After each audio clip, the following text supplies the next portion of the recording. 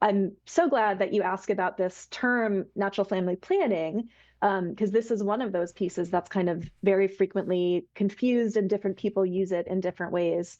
Um, I would say kind of in our view and the way that we think most of the folks, who work in this space view it, natural family planning does have a distinct definition from FABMs. So FABM is really more used as kind of an umbrella term for any approach that's based on tracking fertility signs. And natural family planning is more of a subset of FABMs that specifically refers to using an FABM with abstinence during the fertile window. And it's generally used in a religious context where alternative methods like using condoms or certain other sexual practices go against those religious teachings. So there are plenty of people who use FABMs in a secular, kind of non-religious way.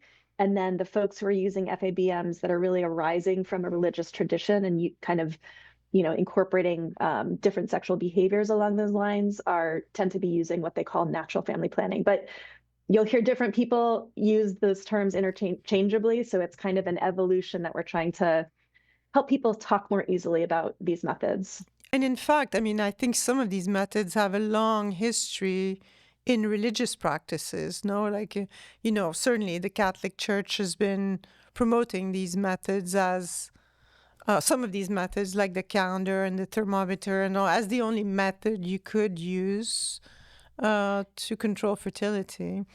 Yeah, some of that goes back to that 1968 Humanae Vitae Yeah, proclamation yeah, that Pope Paul VI, I think, made. that's right. And basically, where they were reaffirming their opposition to artificial contraception.